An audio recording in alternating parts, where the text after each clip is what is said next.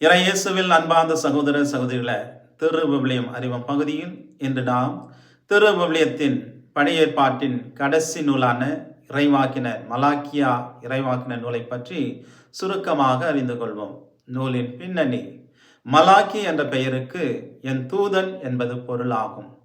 இந்த நூல் உண்மையான பக்தியை மறந்து தேவனை அலட்சியப்படுத்தி ஆவிக்குரிய சோம்பேறித்தனத்தில் இருந்த இஸ்ராயல் மக்களை மீண்டும் உண்மையான பக்திக்கு திரும்ப அழைக்க தேவன் இறைவாக்கினர் மலாக்கியாவை அவர் ஏற்பாடு செய்கின்றார்.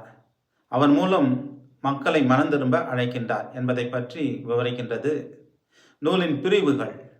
மலாக்கிய நூல் 4 முக்கிய பகுதிகளாக கொண்டுள்ளது.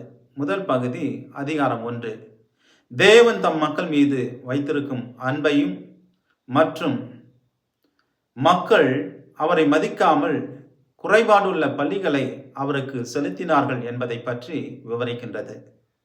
இரண்டாம் பகுதி அதிகாரம் 2, குருக்கள் தேவனுடைய கட்டளையை பின்பற்றாமல் திருமண உறவுகளையும் உடன்படிக்கைகளையும் மீறியதாக மலாக்கி கடுமையாக மக்களை எச்சரிக்கின்றார்.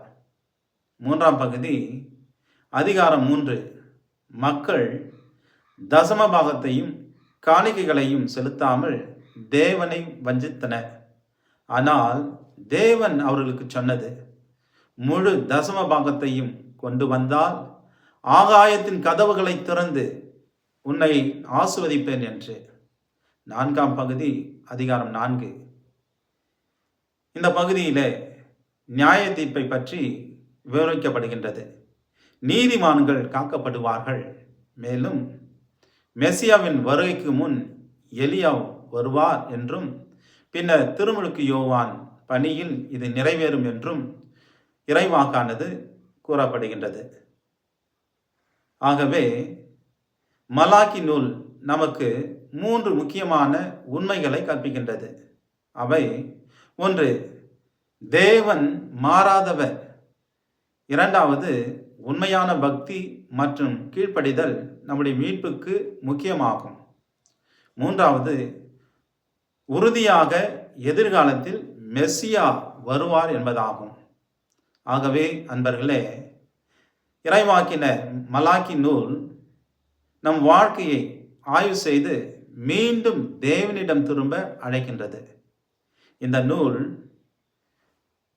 உண்மையாக பக்தி விசுவாசத்துடன் நாம் இறைவனை வழிபடவும் நாம் இறைவ வழியில் வாழவும் அது நம்மை ஊக்குவிக்கின்றது. மீண்டும் திருவிவிலியம் அறிவும் பகுதியில் சந்திப்போம்.